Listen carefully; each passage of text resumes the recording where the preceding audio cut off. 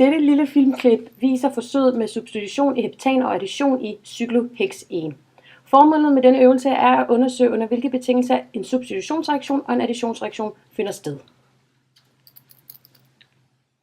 Her ses apparaturet og kemikalierne, som brugt til disse to forsøg.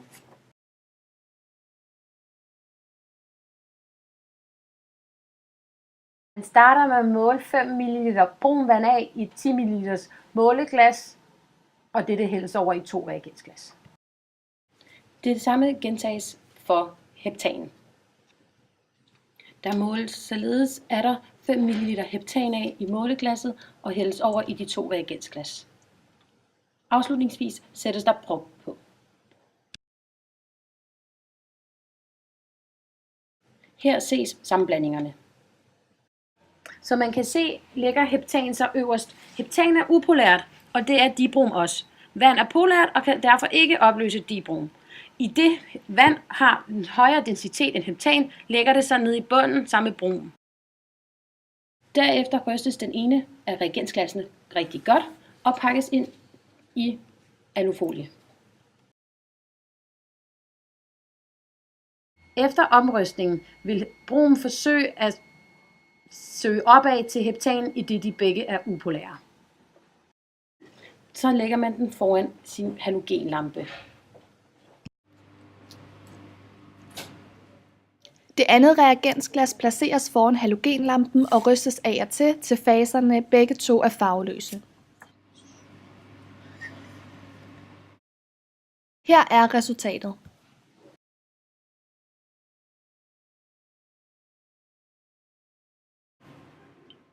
Det foregående reagensglas hældes op i skilletragten, og den nederste fase hældes over i et tomt reagensglas.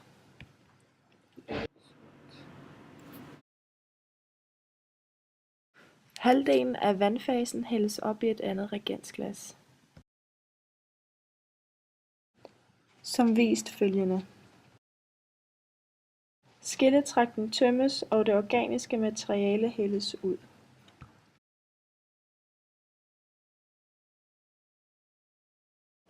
Vi udtager en dråbe af vandfasen og overfører det til et pH-papir og venter. pH-værdien bliver 1. Hydrogenbromid er en stærk syre, som sammen med vand danner bromionen Br- og oxoniumionen H3O+. Er den forløbende substitutionsreaktion.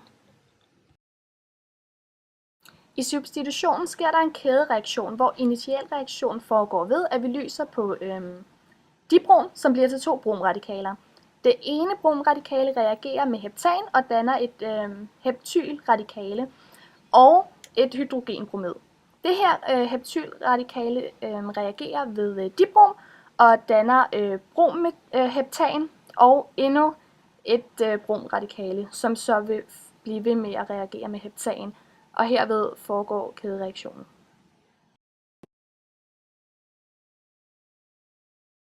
Ja, og nu hælder vi så 5 ml sølvnitrat i en 10 ml måleglas.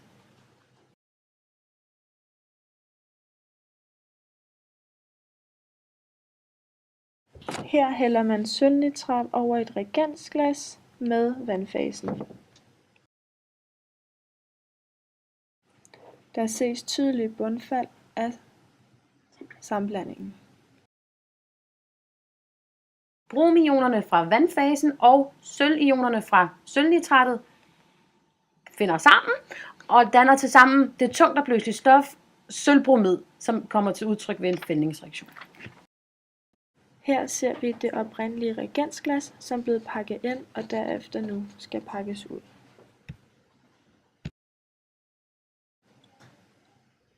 Der observeres ingen reaktion. Til additionsforsøget skal der afmåles 10 ml dibrom. Dette gøres med pipette. Efterfølgende skal der afmåles 10 ml cyklohexen over i et måleglas. Man finder et reagensglas og starter med at hælde dibromen over. Man afslutter med at hælde de 10 ml cyklohexen over i selv samme reagensglas. Så sætter man en prop på og omryster blandingen rigtig godt.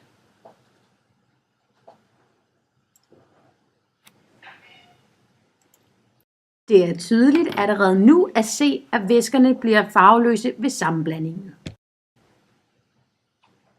Vi afventer til skummen aftager for tydeligvis at tydeliggøre, at man kan se de to faser, der opstår i reagensglasset. Dette er reaktionsskemaet for additionsreaktionen. Vi er nu nået til konklusionen på vores forsøg. I substitutionsreaktionen kan vi konkludere, at reaktionen ikke vil forløbe, medmindre vi har lys, som kan spalte dibrom til radikale brom. Vi kan konkludere, at reaktionen, der er foregået mellem cyklohexen og dibrom, er en additionsreaktion. Dette er en additionsreaktion, fordi et molekyle lægges til et organisk molekyle under sprængning af den ene dobbeltbinding. Dette ses i form af, at cyklohexens dobbeltbinding sprænges, og der tilsættes dibrom. Dette var således forsøget med substitution i heptan og addition i cyklohexen. Vi håber, I kunne lide vores forsøg. Tak for I så med.